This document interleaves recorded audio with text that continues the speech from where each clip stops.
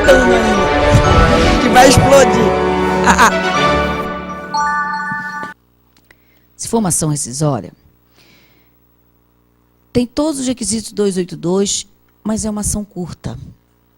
Ela é muito restrita, muito parecida com uma ação de inquérito. Como a ação de inquérito ela é especial para reconhecer a justa causa do empregado e declarar o extinto do contrato, todas as ações especiais elas também são curtas, né? Então, a rescisória também vai ser curta. Existem as rescisórias de acordo judicial. Aí a gente chamou a atenção para vocês também das OJs interessantes para arguir rescisória, de acordo judicial. OJ de acordo feito antes, OJ de acordo que não quita, perdão, de acordo que quita o contrato de trabalho, então é coisa julgada. Enfim, nós temos lá aquelas OJinhas que eu procurei abordar, inclusive, num dos simulados também, não lembro qual agora.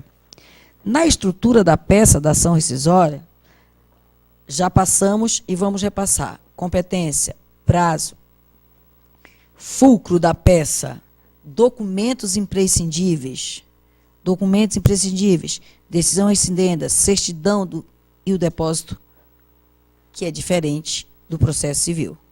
Aqui é depósito prévio de 20%, salvo comprovada miserabilidade do autor. Procuração com poderes especiais. MS, eu sempre espero aquele MS, olha. Aí a mãe dela, Mara, é a Márcia agora.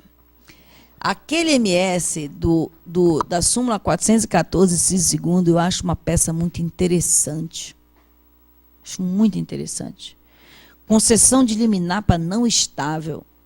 Concessão de liminar para 8º dirigente sindical. É lindo esse MS. Para caçar esse MS. Lindo. MS tem uma estrutura diferenciada de ação rescisória. Por quê? Tem prazo? Tem. Isso é igual. É da cadencial? É. Isso é igual. É o mesmo? Não. Rescisória 2 anos, MS 120 dias.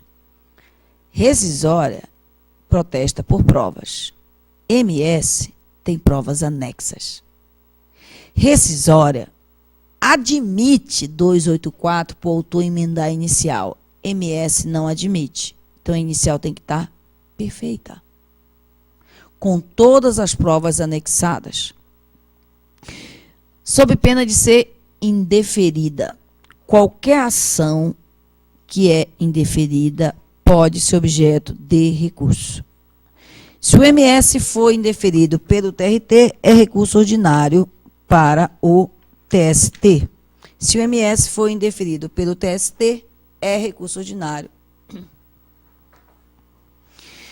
Perdão, é embargos para a SDI. MS também pode caber de autoridade administrativa, que a gente já falou aqui.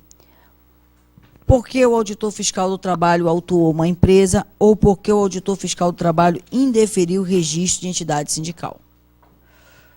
Além do glorioso S, autoridade administrativa ou de autoridade judiciária, a gente tem as cautelares. Essas também bastante sutis como peça, né?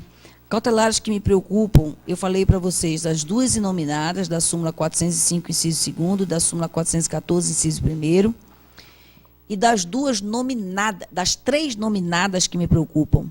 Arresto, produção antecipada de prova e o protesto judicial. Que eu venho dizendo, pode não ser peça, mas pode ser questão.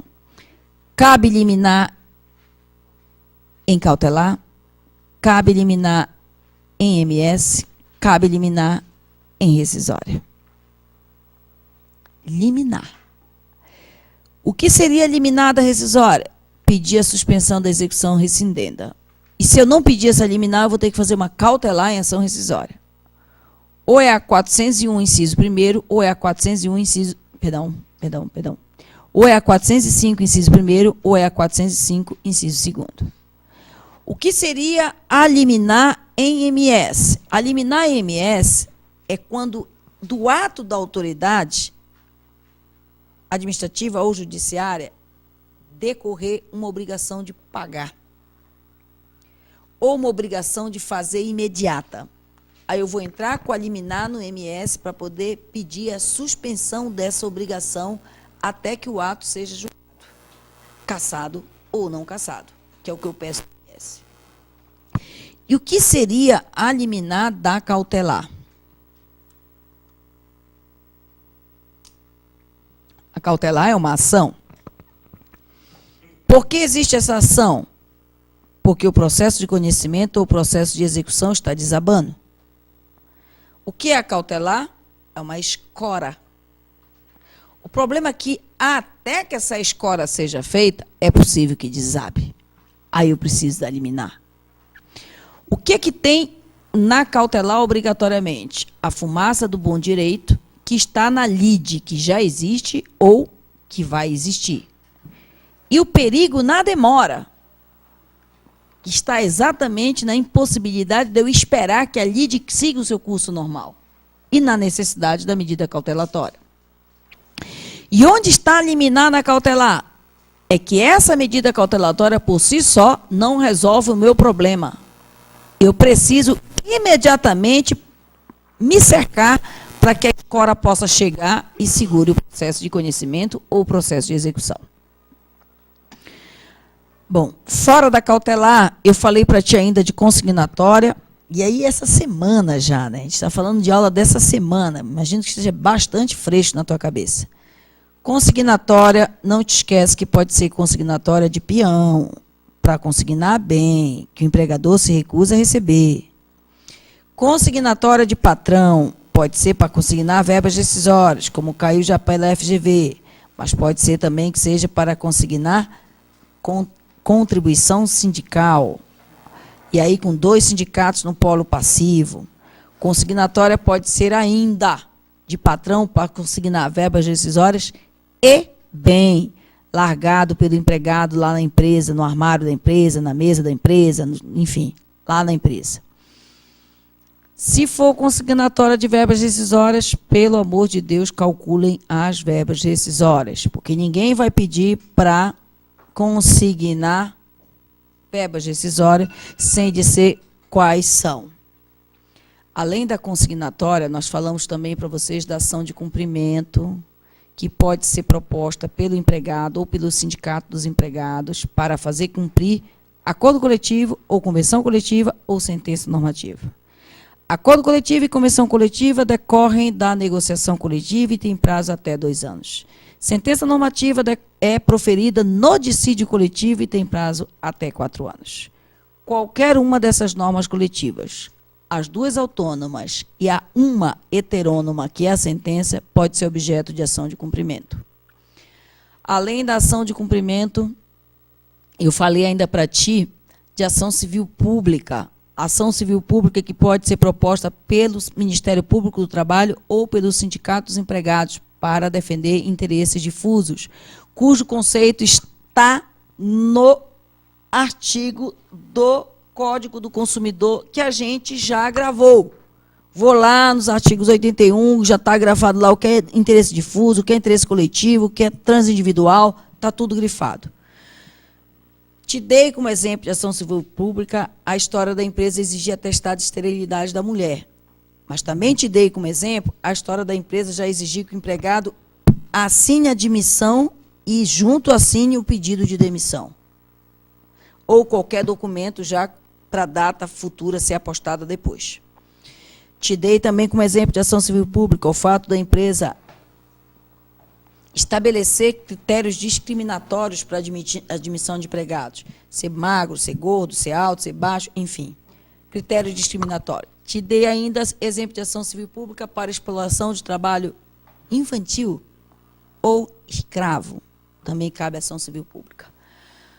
Ok.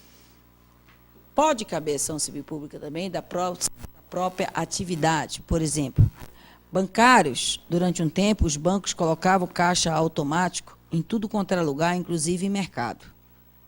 Já se perguntaram por que saíram os caixas automáticos daquele fundo do mercado?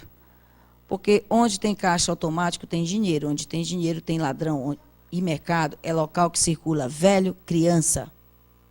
Se o ladrão for e a polícia atacar, ele vai atirar. E ele atirando, ele vai matar ou correr o risco de matar qualquer uma dessas pessoas, de velho ou criança, ou famílias que estão circulando no supermercado.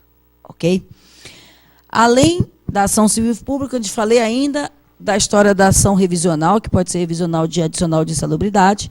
Te falei ainda das ações possessórias, que vale, obviamente, pelo empregador, para tirar o empregado de uma edícula, de um apartamento, de um local que ele tenha cedido para ele morar, enquanto ele era o seu empregado. E te falei ainda da história do HC, né, que pode ser uma bela de uma pergunta. Atentem para a data da súmula vinculante e para a data da OJ 156 da SDI 2. Ok? Fechamos as ações, vamos falar um último bloco só de prova agora, comportamento de prova.